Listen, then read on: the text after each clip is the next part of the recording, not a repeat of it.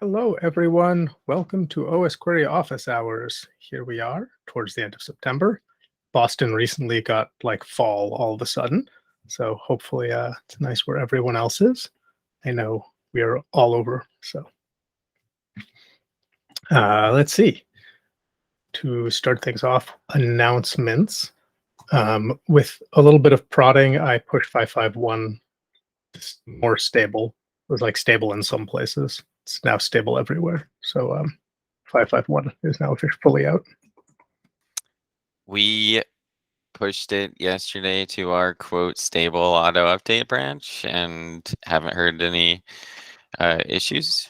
So that's good. That means it's out to everyone who's got auto updates turned on with Orbit. It's been out for Collide for a few weeks now. Like we declared it stable 2 weeks ago. Osquery declared it stable 2 weeks ago, and I just didn't update the website until like 3 days ago or something. Okay. I think I may have missed that, and so it didn't push till now. No big deal. Yeah, so that's now fully out. I updated the website with that and filed a ticket with the bits of the release process that are still kind of painful. So if anyone's just excited to go do GitHub actions, automation, shenanigans, I'm happy to talk DevOps with people. Otherwise, I'm going to let this rot. So, yeah. Anyone else have announcements they want to mention?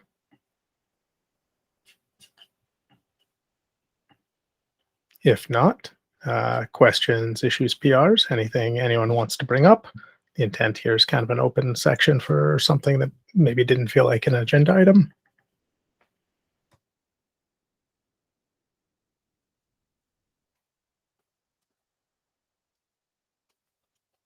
If not, we can jump into agenda.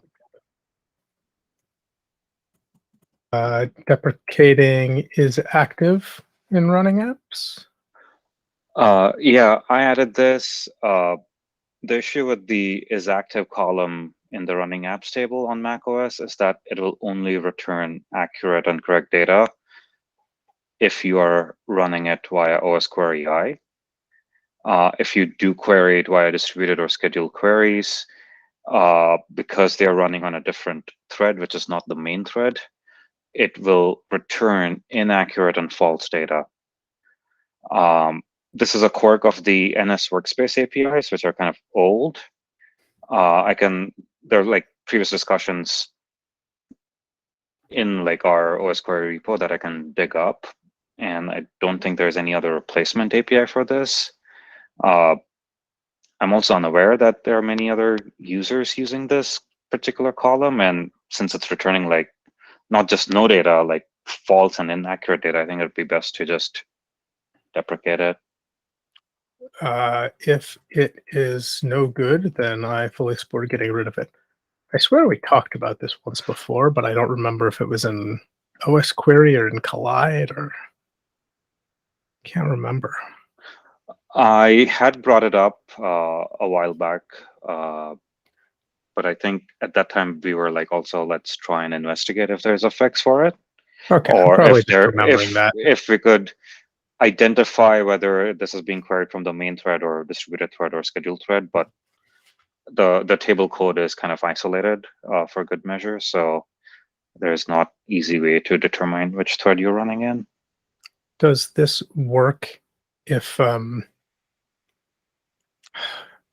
so I'm mostly curious, does this work if you do things like spawn an OS query, like if you call sudo or launch a thread, or do you have to sort of also use launch as to drop permissions? I haven't tried the launch as thing, but I had a like a simple C++ proof of concept, which we'll call the NS Workspace API. Even if you like create a new standard thread and run it, call it from there, it would not return correct data. It has to be the main thread because NS Workspace depends on the core foundation run loop. I'm all for getting rid of it then. Like if it's bad data, it's bad data. It's sort of weirdly privacy impacting. no one seems real attached to it. I think the path is clear. Sounds good.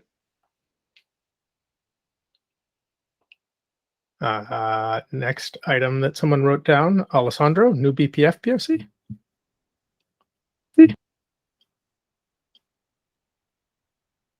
I think you're having mic problems. Hopefully his mic is fixed. I saw he said in the chat a couple minutes ago he was having issues. But Alessandro, I saw some activity. Are you there? Oh, can you hear me now? Yeah. Yes. Nice. I hate this microphone.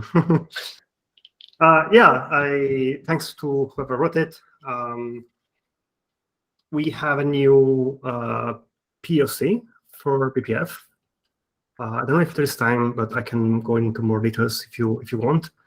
But the TLDR is that we're looking for testers. I'm just gonna use a couple of new features from the most recent kernels. So I don't know yet how well it works on machines that are different compared to the ones I'm using right now. But hopefully it will work, and it should be a pretty good performance boost compared to what we have in core. Nice. I'm not going to have any test users for you, so sorry. Yeah, and if there's time at the end of the call, I can talk a little bit more about it if you want. I mean, there's probably time. I don't know if you want to. I'm just always excited to see new work land, so it sounds great. Yeah. This is the result. This is a result of a lot of investigation that Alessandro did this year. So it'll be really cool to see this get tested and merged. But the reason why it was so difficult is that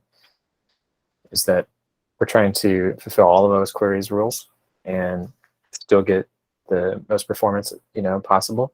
So I don't know. Alessandro managed to keep a lot of things together. So really cool work, and it would be nice to see any feedback.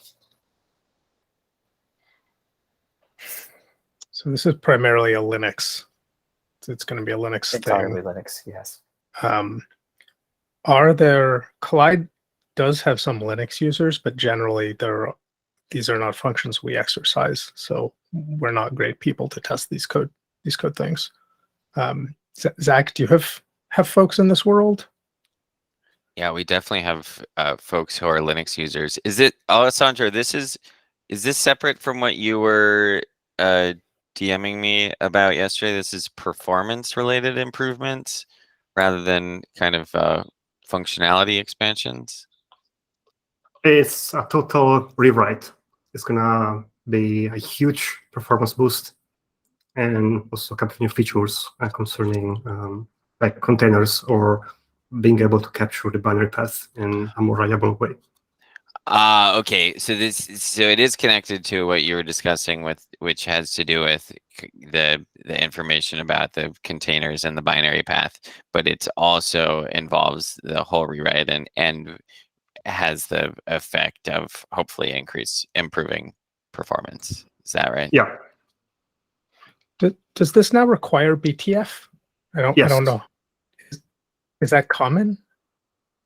It should be available on anything above kernels 5.2, maybe 5.3. I'm so disconnected from Linux. I don't even know how common that is. That sounds a lot bigger than our normal CentOS 6 target. Yeah.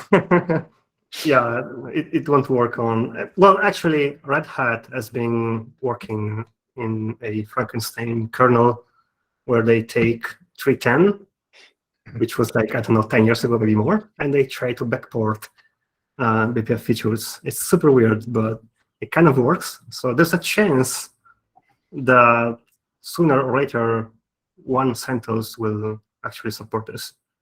So I feel okay. I feel okay with the trade-off of requiring newer kernels for good stuff. I don't quite No, like I think this puts our kernel requirement significantly newer than our libc requirement, Yes. which I don't think is bad. I just sort of want to maybe say that all aloud. Yeah. And probably it does not have an upgrade path for people who are not on older kernels and using BPF today, of which I suspect there are 0. But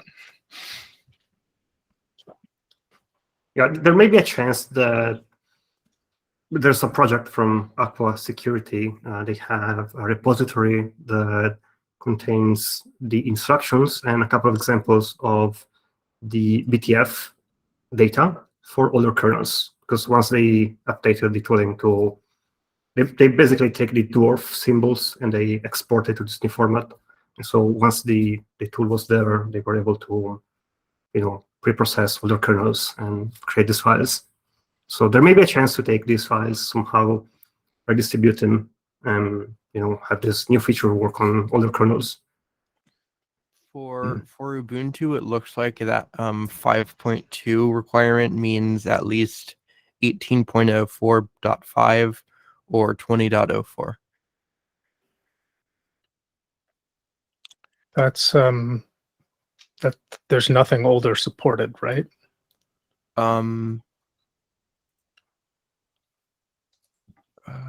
It looks like yeah, there's extended maintenance, but other than that,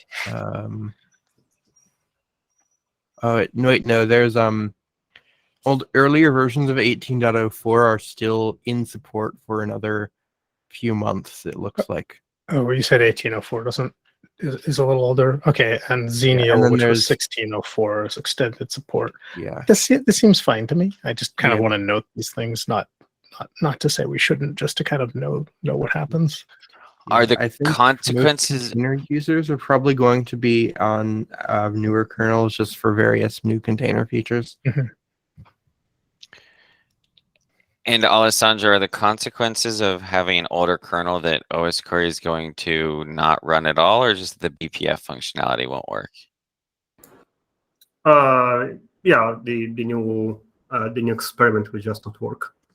It will fail to open this specific file from the BTF information, and it will refuse to start.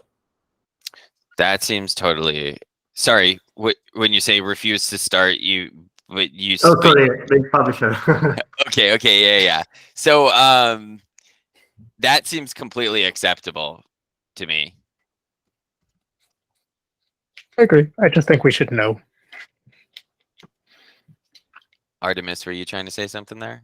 No, Okay. it does I sound think our- reasonable though. Artemis was saying most likely anyone who cares about this is also running a newer kernel because newer kernels are nice. Yeah, they are. Oh, that sounds great. Yeah, we're looking for testers. I think I linked the CI workflow. You can get the packages from there if you're logged in. Otherwise, maybe you can just copy them. And yeah, if I can also talk about the history and how it works if you're interested here later at the end of the meeting if you want, or we can do another meeting as you prefer. If there's time, I would do it today. The only other agenda item that I wrote down was that we should maybe cut 560, which we talked about doing 2 weeks ago, and then I didn't do. And I am not sure what the state of our PRs are right now. So that's the only other agenda item I have.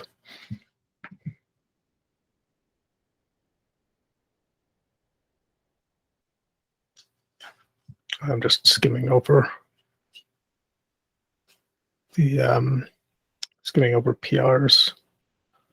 I see a bunch from Trail of Bits. I see various other things.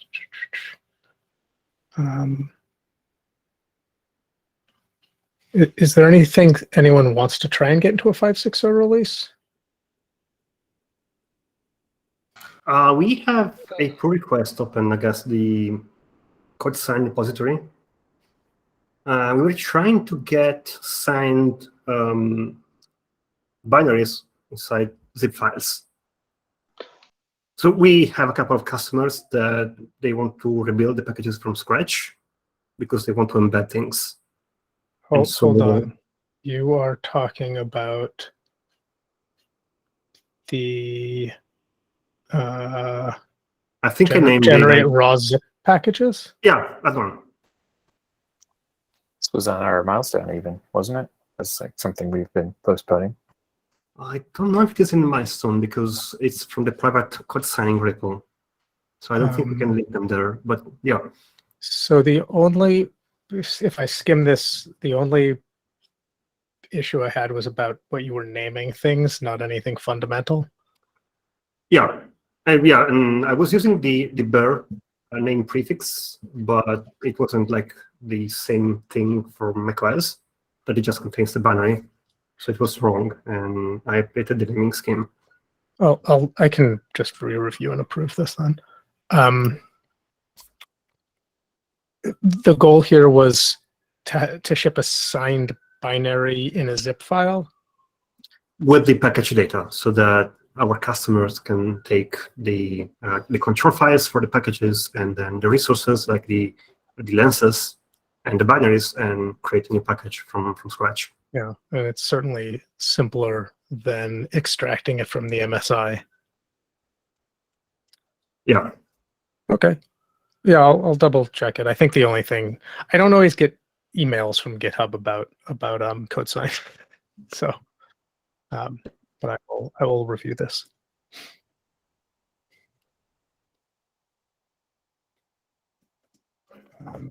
Anything else people want to talk about for 5.6.0?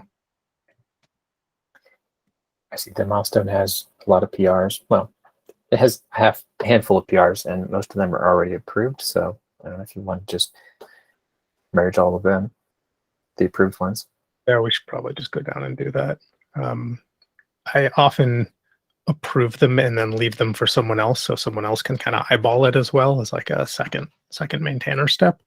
But you know, Mike, if you feel good with them, you can click merge. Or okay, I love click and merge. All good. Yeah, no, it's if I approve them and don't merge them, it's usually in the like, I don't know, maybe someone else will want to look at this. It's a very soft two-person stance, not a firm one. Yeah, it's just a few. I looked at the AWS one, which adds like improvements to the connection logic for the IMDS v2. It looks good, just that there are new flags which haven't been documented. I guess we can document it in a future PR. Saw some nits from you about the spelling and error handling and stuff. It seemed worth waiting and seeing how Stefano responded on those.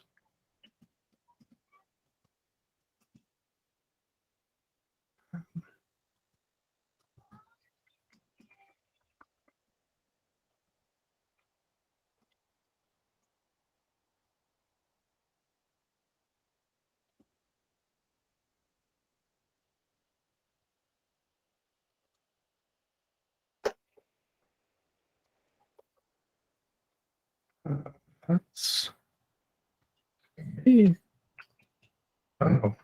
sorry, I'm being a little bit distracted typing these notes. So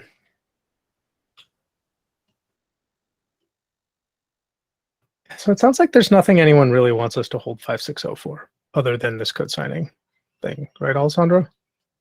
No one else is speaking up. So it sounds like probably we should just merge what we can. It looks like there's a little bit more low-hanging fruit too, so we can maybe get a couple more things in and then just cut a 5.6.0. Looks like Charvel responded to the AWS Logic PR with some feedback. So, Charvel, did you want that addressed? Because you also approved it. No, just highlighting the fact that we have 3 new flags, which we don't have it in the wiki, and it would be nice to get that document it. It can be a separate PR. I don't want to hold that up for just the documentation. You did spot a typo though, so I think we should at least fix a couple of those things. They seemed easy to fix, so I think y'all should fix them. Okay, I'll keep that open for a short time then. Stuff goes out, so one of us will have to push to that branch. It doesn't look like a deep suggestion, so I imagine y'all can do it. Anyhow, it sounds like we should probably aim at October 1, which is maybe we had hoped for September 15th, but October 1's not terrible. Yeah.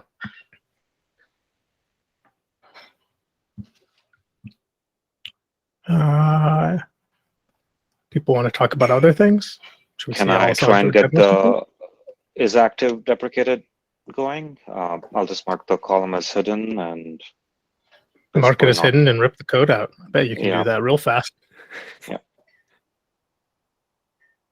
I'll approve it. Thanks.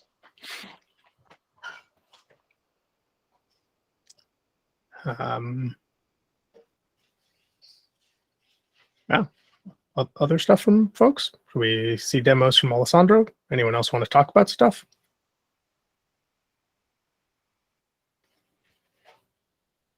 If not, I think the floor is yours, Alessandro. Okay, let me share my screen. So the reason I'd like to talk about this is that I realized yesterday that most of the choices around BPF are only in my head, and they are not documented pretty much anywhere. So I wanted to go through the history in Osquery for what concerns BPF. It's going to be quick, don't worry. So we were using Audit. We know why we wanted to try and use something else. And we started looking into BPF and the tooling around this ecosystem. The most prominent one is BCC, the BPF compiler collection. We also had BPF trace and other smaller tools. So we know that we wanted to trace events in a similar way compared to Audit, and it means we need to be able to trace the exec events, opening files when it comes to process file events, and things like that.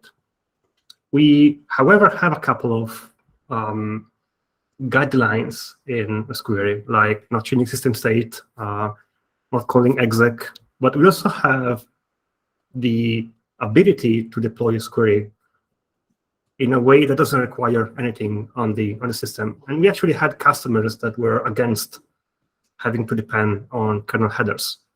And so this ruled out completely the use of BCC. So we started working with system calls, tracing them. This is a trace point on the system. There's a special folder under /sys that you have several categories. This is the syscalls one. Each system call has its own entry inside this folder tree, and you can also see the format. So we started tracing all the system calls, looking for the fields that we need, like the file name, for example. We quickly found ourselves having to trace many system calls. Like we have to, whenever you call, for example, execve, the file name could be relative. So you need to know the current working directory. How do you set it? Well, you can use a string, but you can also use a file descriptor. And so we are forced in having to trace pretty much everything. Anything that can create, destroy, duplicate a file descriptor needs to be traced. But it is worse than that. We also have to maintain a shadow copy of the file descriptor map for each process, because you can inherit them. But you can also change the settings on files when you open them, like the close on exec, and that will close these file descriptors when you exec a binary, but it is not always set. And so we had so many things to trace. One approach would have been to generate C code in the form of a string and then try to use BCC. We still had the problem with the dependencies, the kernel header dependencies, but we tried anyway, and we realized that it was pretty ugly. Generating C strings, but piecing together parts of functions was not really great. Also, what was the point of generating code this way and then depend on a whole library when we could generate things the proper way directly with LLVM? And so we ended up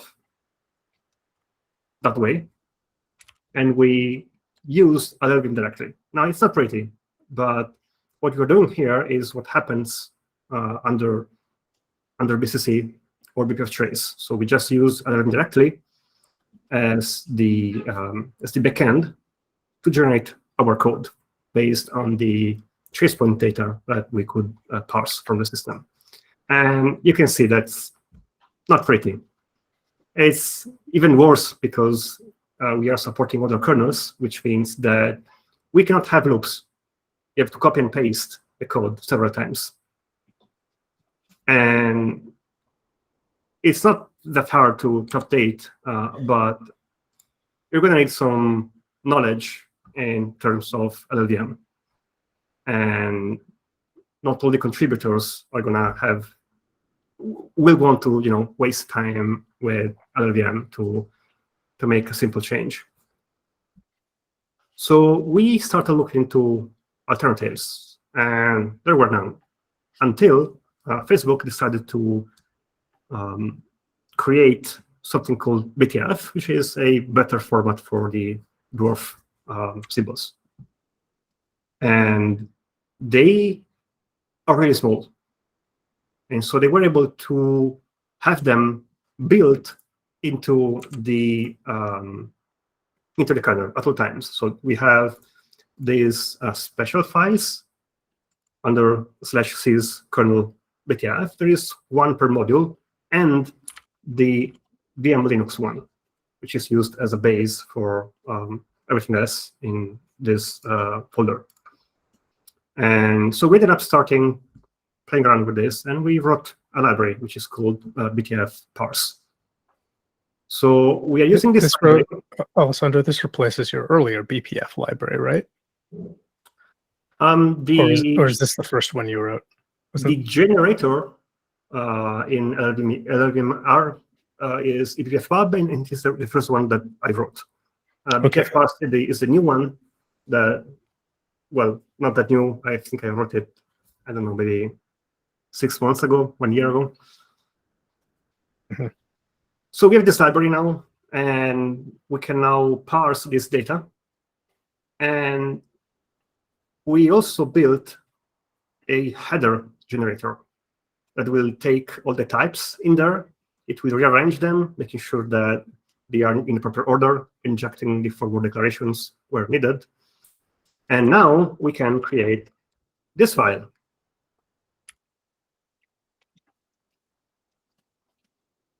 And this file that contains this structure will have everything inside the kernel, not only the public types that we see in the kernel headers, but also the private types, because these are debugging symbols.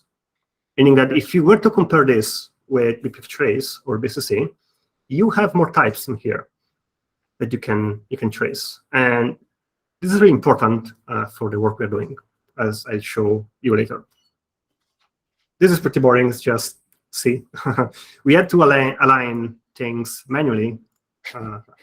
It wasn't pretty. We had to build a tree of all the types, and we ordered it to make it work.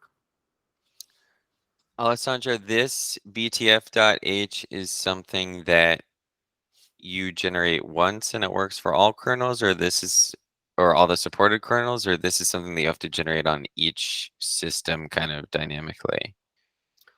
Each system will have a different file. Our library will generate this on the fly as soon as you start Osquery, or rather, as soon as you start the publisher. so it will always be compatible.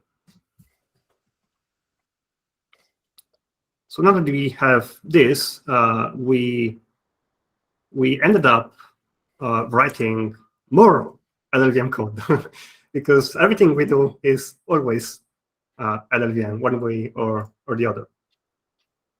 So we already had the utilities from my previous work on the current Osquery core publisher that lets us create BPF maps, events, perf outputs, and things like that. So I was able to reuse that code.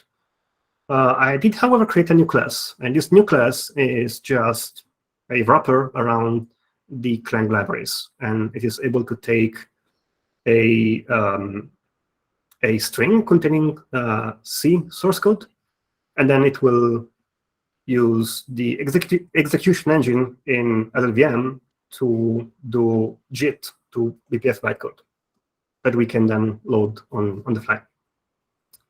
And now, instead of having this horrible code here where you're basically writing assembly using IR, we can now use C code directly.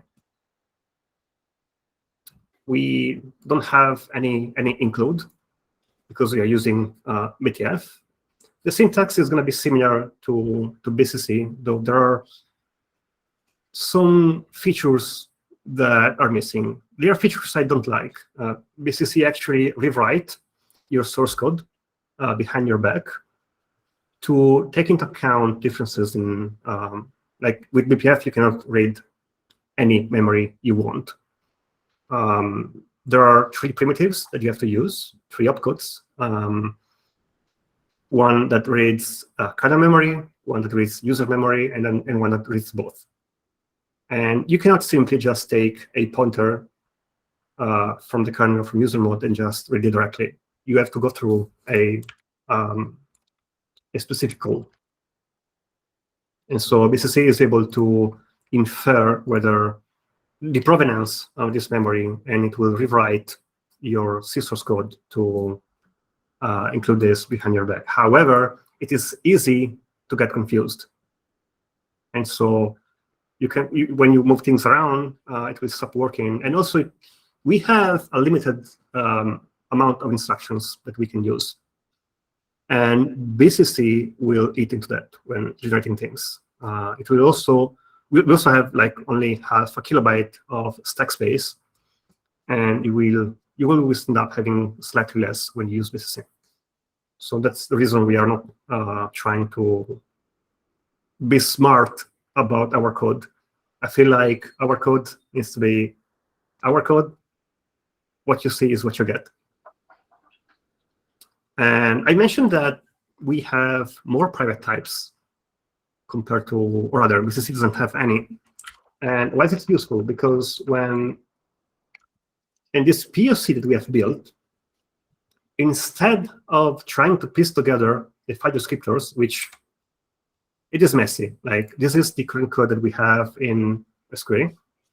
As you can see, we have to replicate all the possible ways to change system state.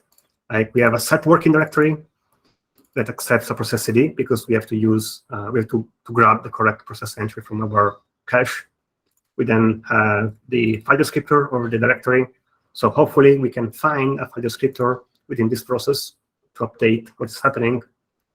And you can see that it is way complex. And this is why right now BPF in core is using so much CPU and memory, because we have to use like one of the other guidelines that we try to follow whenever possible is using public interfaces. And back then, when using BPF this way, we didn't have any public interface or stable interface to access kernel internals. So we had to go down this route. But here, with the new method, we have visibility inside the kernel. And instead of going through the file descriptors, we can just take the task structure within the kernel, then locate the mm struct, and then the file, and then we can walk the entry link following each one point until the root.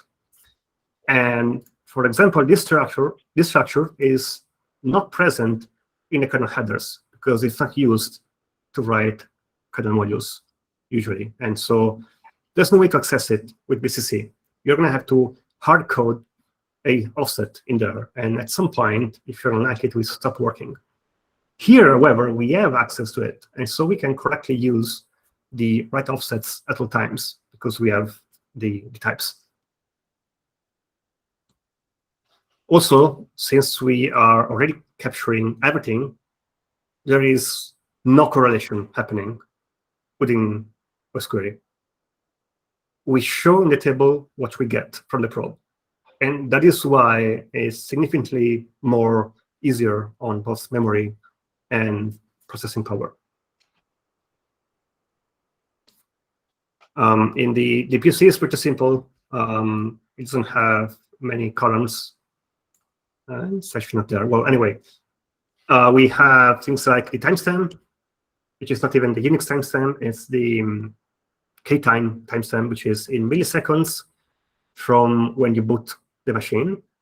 I think it's useless, but I don't know why there's not a better way to get the time in BPF. But then we have the parent process ID, the process ID, the binary path, and then we get the C group path, and we use that to try and match what kind of container backend you're using and the container ID. Now, right now, it only supports Podman. I know we can also add Docker and Kubernetes, but I'm going to need help, maybe from Artemis, because she knows these technologies better than me. But I feel like we can have a great improvement if we keep working on this compared to what we have in core. It sounds like it makes a huge difference to not have to track all of this information about the file descriptors, probably both in terms of correctness and in terms of performance. Yes, there's something I have not mentioned, but BPF is prone to losing events. Like, it was built as a debugging tool, so the requirements were different. Certain things are not as reliable. Like the trace points are the best things we can use, and that's what we are using in this new POC. But in the Osquery core, we're using kprobes and krect probes. And the kprobes is for when you enter your system call or function. You usually save your parameters somewhere in a sketch space. And then we have the exit event, the krect probe, where you take back this data and try to process it. And for example, the krect probes are really prone to not being called if there's too much contention on resources. And so you can see more enter events than exit events. And if you have a big state machine, it is going to wreak havoc on your internal state. And that is why we do see warnings from the core BPF. Sorry, Osquery core BPF. So this POC will also improve quite a lot on that. And so, like, when those events are dropped, that means our state machine is getting out of sync, and so we might actually end up returning incorrect paths or something like that.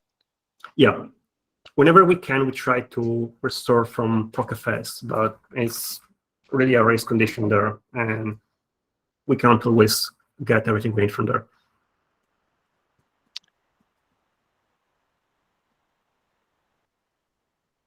So you're saying that the data has been here all along, but the problem was accessing it because the headers were not exported with some of the information that we needed to get to? Yeah, the only way we could have done this without the private types earlier is with BCC, but it would have required more libraries and also the kernel headers installed on the system.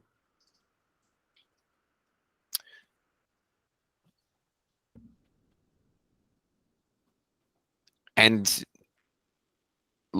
now if we want to make new BPF base tables? Like, I mean, would it be possible to even, you said you're basically like using LLVM to like JIT compile C code into BPF assembly. So Yes. would it be possible to even like do something like provide that C code in an Osquery config and create a table Yes. like on the fly?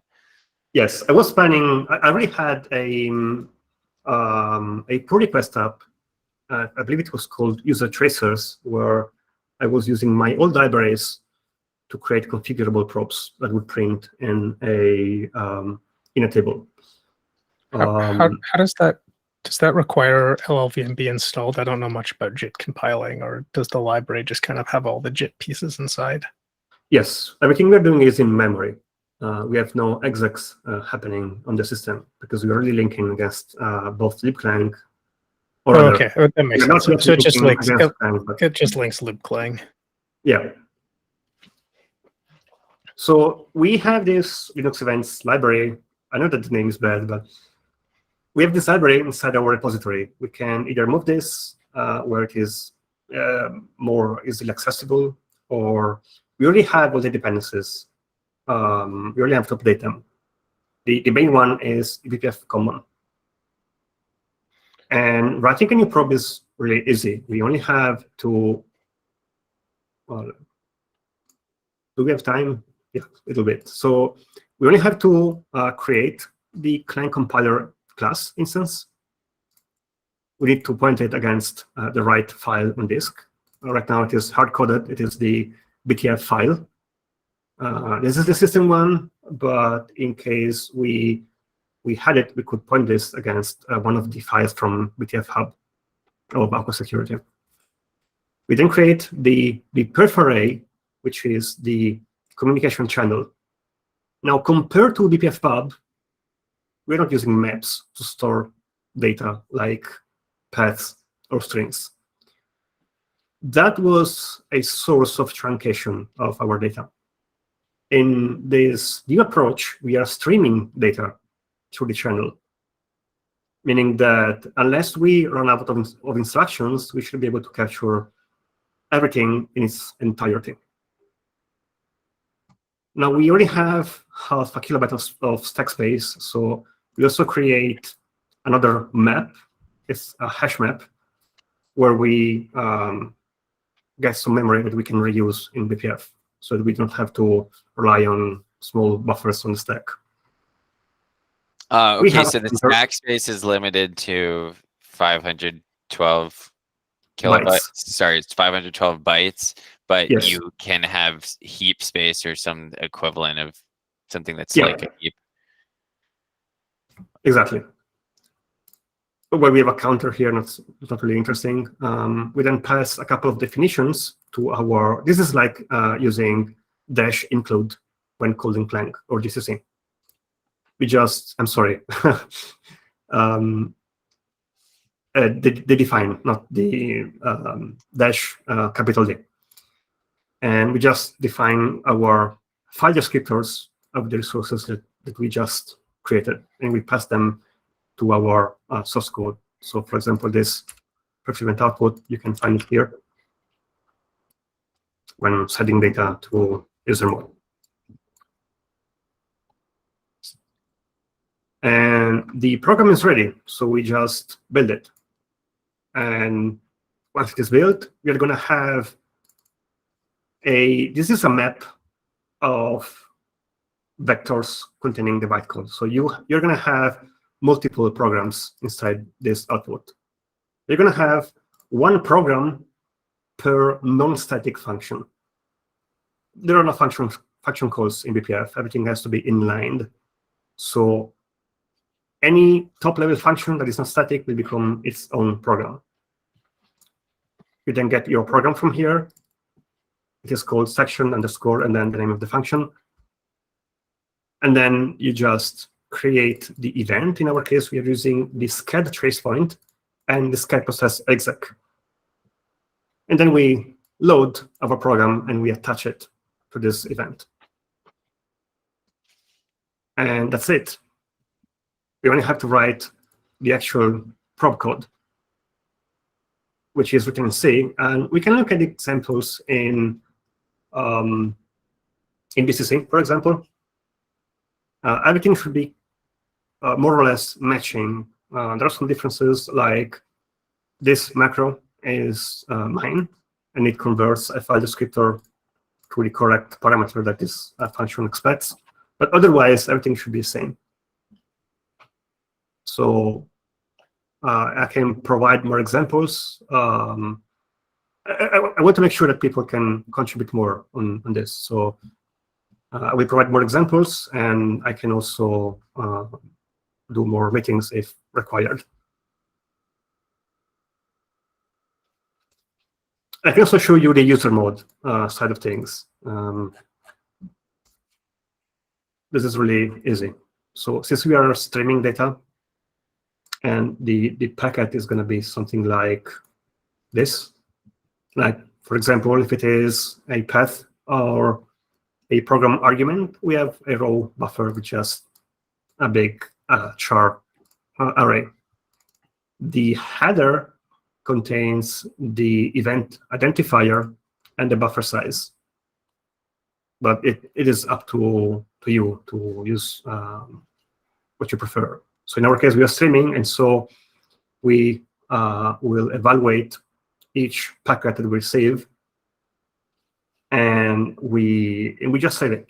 There's no correlation here. Like if we get a process information packet, it current timestamp, process it is. If it is a part of a path or a part of the command line arguments, we just read it, and then we store it in the correct array.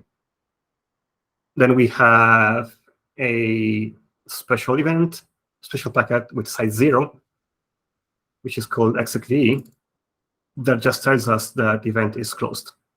And we take things as they are, like for the binary path and for the C group, we have to merge each part because we sent it as multiple chunks. So we just have to, merge them together. But then we just move everything in place, and then we emit the event as is. So I feel like it's going to be way more easier to write and work on this code compared to the old one. That event on line 119 there, that's like a standard Osquery event type. This is just a structure that I have defined. Not here. Where did I define it? Here.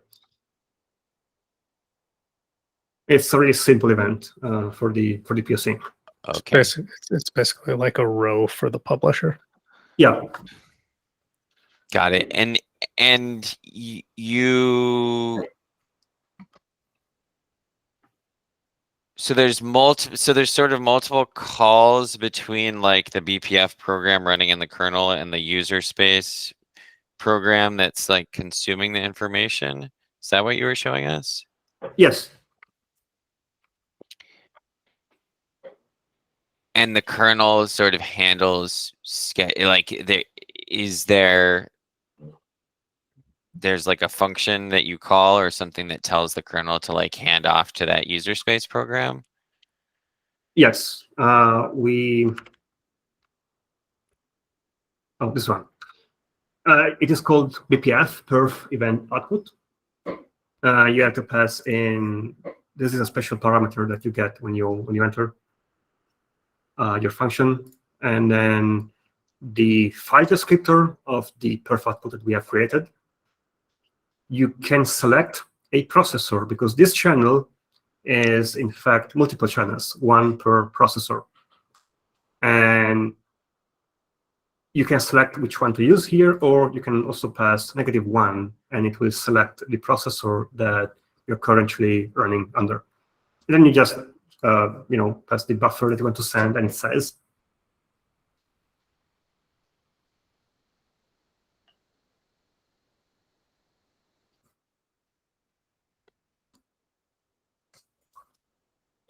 So yeah, we can definitely in the future restore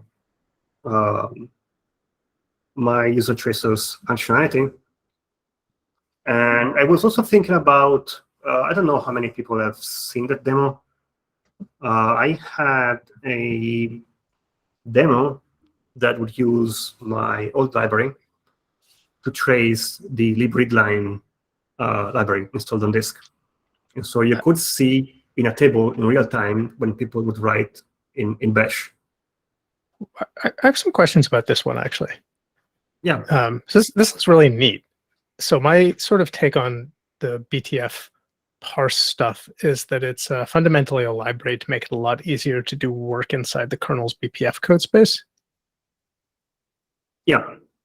Which sounds amazing. I'm wondering if you've seen, like, is anyone else using this yet? Have you tried to get it into other places? It seems like it's filling a really interesting need. So there's already a tool that can do this, but we cannot use exec to call it. And they use them in a different way. So previously, BPF was usually just, an array of bytecode that you can just take and throw against the kernel. But when Facebook invented BTF, they had something different in mind. I'm also a little bit amused that Osquery, an ex-Facebook project, is now discovering BTF. Sort of like, what's Facebook doing that we don't know about? So they built this. It is called CoRE, which is compile once and run everywhere. So basically, they shoved all the bytecode inside an ELF format. And then they are using the relocations capabilities of the ELF format to automatically apply fix-ups on precompiled code based on the BTF information. So from the user perspective, you take this tool, you generate the header file through BTF, and then you can call a clang manually from the command line and compile your C probe. And then hopefully when you take this binary and you move it to a different machine, BTF will somehow do its magic and patch it to make it work regardless. It's not foolproof, and it also requires a different binary. So it wasn't something that we could use within Osquery. Right. No, this seems like a really neat thing. I'm curious if you see uptake in other places, and it seems valuable. It's like anyone playing in the space of BPF events. So I think I'd even encourage, like, there may be conference talks out of this. Like, it seems like really cool work that has broader applicability than just, Osquery. So I think it could be useful for other projects as well, maybe, if they compile C probes and they don't want to have dependencies to the system. I haven't really analyzed in close detail the use case of everyone else. I've been really focused on basically just Osquery all these years. So I don't know how useful this could be to others, but yeah, it's a possibility. I mean, my take as someone who doesn't write BPF code is that this is a much simpler tooling path for getting BPF code live, right? You're cutting out this sort of large dependency stack on system execs and process things, and then hoping that your compiled bytecode works, and it's sort of all getting shoved under this blanket of this library will probably just do the right thing at runtime, right? Like that's a really big convenience win. It just makes things much more workable, right? Even if you're like, well, in theory, you could have this pipeline where you wrote your code and then you compiled it to bytecode and then you shipped it and then you hoped it worked, right? Now you're like, well, just link against this. We'll probably just do the right thing at runtime. That's a really big, just a usability improvement. So I don't sell yourself short. It's pretty cool. Thanks. Yeah, I agree. I mean, I'm still working on getting an understanding of all of this, but it seems like, what you're offering up to us here is going to be a much easier tool for implementing these kinds of tables. And I know I would definitely be interested in kind of digging more into what it would look like to build something from scratch here. And especially once this is integrated into the Osquery code base. Yeah. Again, I'm available for anyone. If you want to talk about this more, we can do a tiny workshop if you want. In terms of the way it is implemented within Osquery, Charlie was already looking at it. I've created we have a new flag, which is called experiment_list, and we have a loader class. We can register our experiments inside of it, and you will pass a list of experiments to enable. So it's really easy, I think. And I was hoping to, be able more easily merge things in core that we think are in a good shape to be tested, and this way increase the amount of testing we can get on these features. And it is called an experiment because I wouldn't want people to start relying on them too much, because they are experiments and we may still, get feedback on it, change it. And for this reason, when you enable any experiment, Osquery will print that you basically voided your warranty and that specific instance is no longer officially supported. Through our official support channels. But yeah, I'm open for feedback, and we're really happy that we are finally getting this out the door. We've been working on this for quite some time now. I mean, this looks huge. It looks like it's going to make a massive difference, at least based on my understanding of like all of the tracking that had to be done before it. A last question, I guess, from me, I know we're at time pretty much, it would be, have you done like a performance comparison, and what do those numbers look like? I've not done any performance tests yet. I should have. But yeah, I didn't have, I was basically rushing to get this ready as soon as possible. So, but there's going to be way less code running within Osquery. So it was sufficient for me to be confident that it is better than what we have. I'm just super curious how the rest of the BPF world would take this. I mean, I don't think it is groundbreaking. It is useful, I think, for us. I think fixing usability concerns are hard to appreciate. Osquery, we ship a static binary, mostly static binary, right? So we've kind of generally just made it really easy for people to use Osquery, and that just covers a lot of ground that people sort of forget about of, right? How do I build this? How does this link? And I think those problems are still there for BPF. Like every time I try and tinker with BPF, I just am like, there's this weird tooling stack and nothing works right. I don't touch Linux much anymore, but that was always true. So just being able, like, this seems like it just takes something from like it can work if you know the tooling to like this will just work for you, and that's really a big deal. So it's hard to sort of overstate it. So on the matter of merging this, I have some. Yeah, I was working on this like until 5 in the morning the other day. My branches are a little bit messed up, but I will update them, merge the things that are still pending, and then it should be ready for FS commit. But again, I'm gonna need a lot of help in actually building useful tables. Like right now, it's okay-ish for a demo, but I'm looking forward for help. Alessandro, have you documented a list of tables that you think would be useful to do with this? Because I think that would be helpful, and maybe also sort of ranking them by potential difficulty so that some of us noobs could try to get started on something easy. I don't really have a list of tables. I do have a wish list. I would like to have connection events by using the network trace points in combination with the TCP and maybe the UDP ones.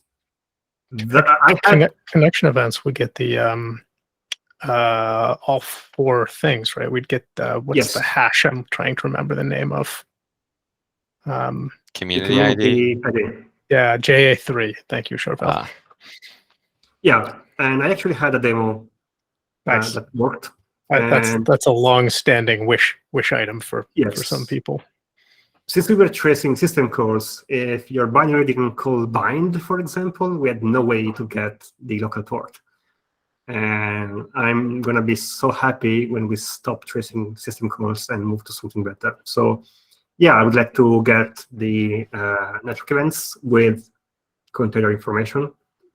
Additional things I would like to work on is restoring the user traces functionality that I had created some time ago.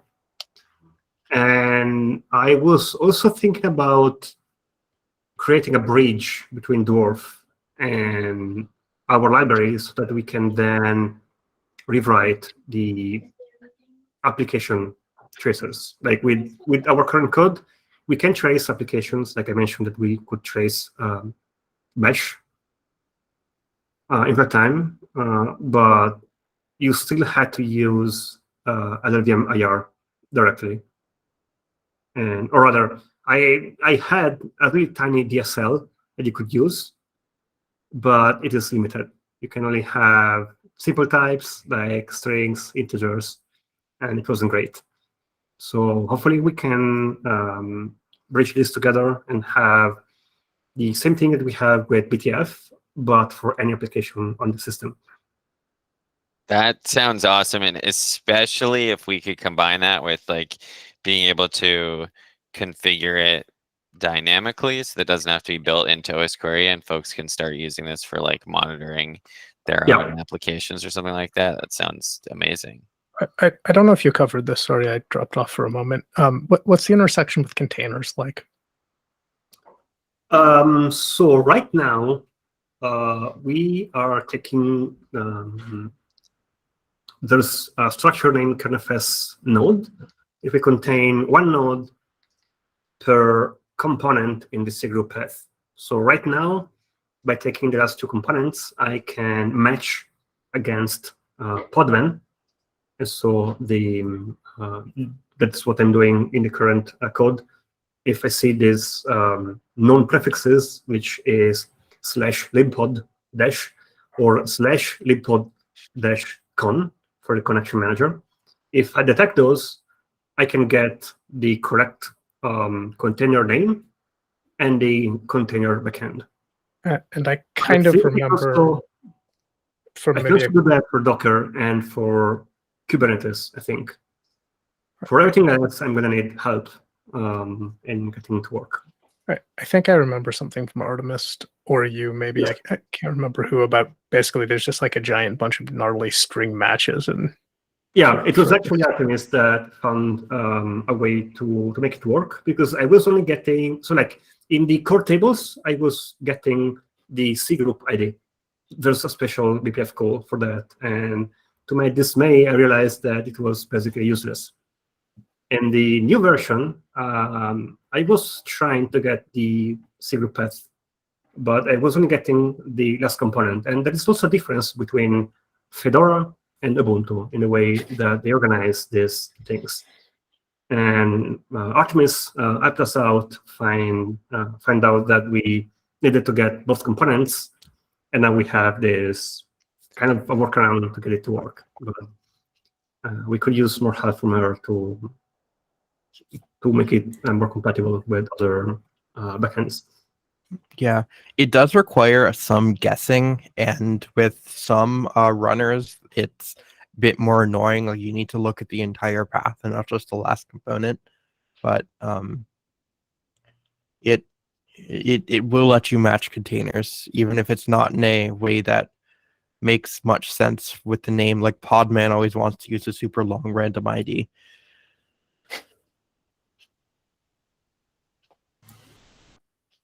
Yeah, and I quickly started questioning why they all use different standards.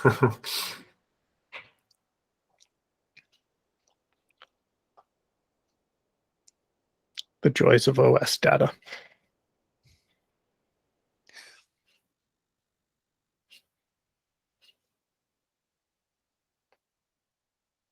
Oops, I was muted. I hope it was not too boring. Feel free to reach me out. Anything you need, if you want to talk about it again, or if you want to do a mini workshop, just let me know and we can schedule something. Alessandro, thank you so much for all this work and also for explaining that. I definitely still have a lot to learn, but I feel like I understand it a little better having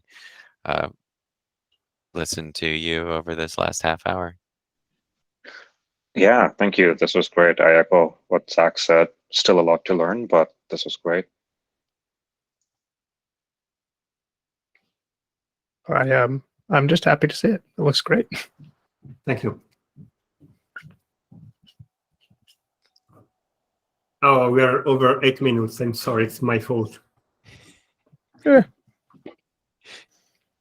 If on that note, if no one has anything else, then that's probably it for this week.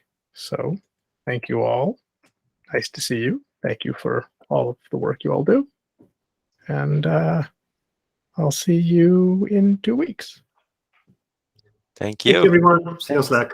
Bye. Bye. Thanks. Bye.